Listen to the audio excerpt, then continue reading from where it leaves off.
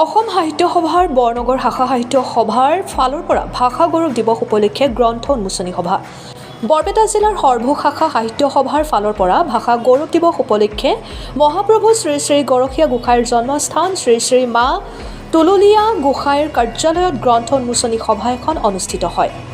এই সভাৰ জৰিয়তে অসমৰ জনপ্ৰিয় কবি কাব্যনীলৰ ভট্টদেৱ আৰু প্ৰাচীন বৰনগৰ ধ্ৰুৱজ্যোতি মহন্তৰ মনালিছা এই চহৰলৈ নাহিবা সন্ধিয়া আৰু নীলিমা বেগমৰ শৈশৱৰ সোণোৱালী সপোন নামৰ তিনিখন গ্ৰন্থ উন্মোচন কৰে। কাব্যনীলৰ ভট্টদেৱ আৰু প্ৰাচীন বৰনগৰ কৰুণাকান্ত দাসে নীলিমা বেগমৰ শৈশৱৰ সোণোৱালী সপোন বিশিষ্ট সমাজসেৱক তথা প্ৰাক্তন কৃতি শিক্ষক যতীন্দ্ৰ দাস আৰু ধ্ৰুৱজ্যোতি মহন্তৰ মনালিছা এই চহৰলৈ নাহিবা সন্ধিয়া বিশিষ্ট সাহিত্যিক তথা বৰনগৰ মহাবিদ্যালয়ৰ প্ৰাক্তন উপাধ্যক্ষ ৰমেশ চন্দ্ৰ ভট্টাচাৰ্যই উন্মোচন কৰে।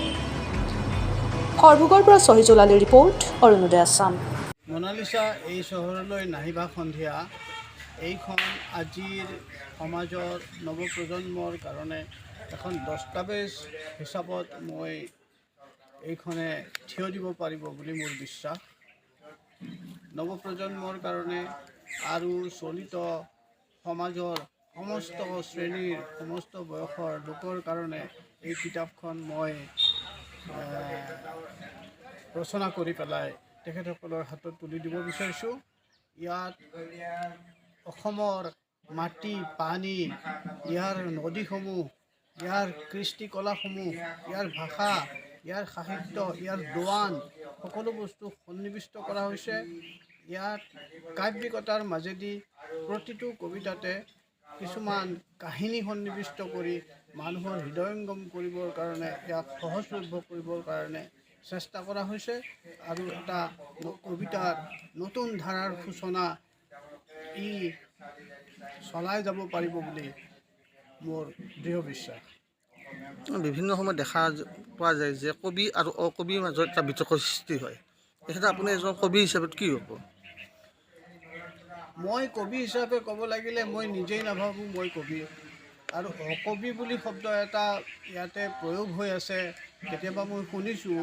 এইটো বিশেষ গুৰুত্বপূৰ্ণ শব্দ নহয় বুলি মই বিশ্বাস কৰোঁ, কাৰণ প্ৰত্যেকজন মানুহৰে জন্মৰ লগে লগে এটা আৱেগ জন্ম হয় আৰু চকুৰে দেখাৰ লগে লগে গোটেই পৃথিৱীখন দেখাৰ লগে লগে তাৰে ওপৰত যিটো ধাৰণা হয়, তাৰে যিটো মূৰ্তমান প্ৰতিচ্ছবি, সেই প্ৰতিচ্ছবি অঁকাটোৱেই এজন সংস্কৃতিবান মানুহৰ সেয়া হৈ পৰে তেওঁৰ ধৰ্ম সমাজক দিবৰ কাৰণে, তেওঁৰ চিন্তাৰ, আৰু সেয়াই কবিতা। তাতে অকবিতা বুলি কথা এটা মোৰ মতেতো থাকিবই নালাগে। আচ্ছা, গ্ৰন্থপ্ৰেমীৰ সংখ্যা দিনক দিনে কমা বুলি আপুনি অনুভৱ কৰে নেকি? কি ক'লে? গ্ৰন্থপ্ৰেমীৰ সংখ্যা হয়, কম হোৱা বুলি আপুনি বিশ্বাস কৰেনে? গ্ৰন্থপ্ৰেমীৰ সংখ্যা কম হোৱাৰ মানে কি, এইটো এটা হ'ল কি ট্ৰেণ্ড।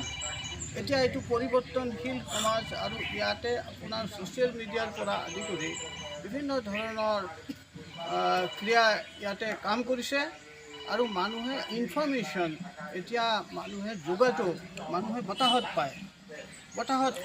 গতিকে এই সময়ত এই আধুনিক চলন্ত জীৱনত, এই প্ৰতিযোগিতামূলক জীৱনত মানুহে কিতাপ পঢ়িব লাগিলে কিতাপবিলাকত চমু বক্তব্য থাকিব লাগিব, আৰু ডাইৰেক্ট টু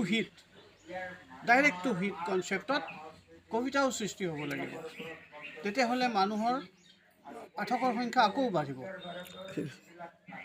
আমি বৰনগৰ সত্ৰদল শাখা, এই শাখাটো 100 বছৰ আগতেই 1923 চনতে স্থাপিত হৈছিল চকচকাত। আজি 100 বছৰ হৈ গ'ল, আৰু ভাৰত চৰকাৰে যি অসমীয়া ভাষাক ধ্ৰুপদী ভাষা স্বীকৃতি দিলে, আমিও বৰনগৰ শাখাই এই অঞ্চলত 3খন কিতাপ আজি উন্মোচন কৰিবলৈ পাই আমি সুখী হৈছোঁ। এখন নীলিমা বেগমৰ, এখন কাব্যনীলৰ প্ৰাচীন বৰনগৰৰ ভট্টদেৱৰ ওপৰত, আৰু এখন ধ্ৰুৱজ্যোতি মহন্তৰ।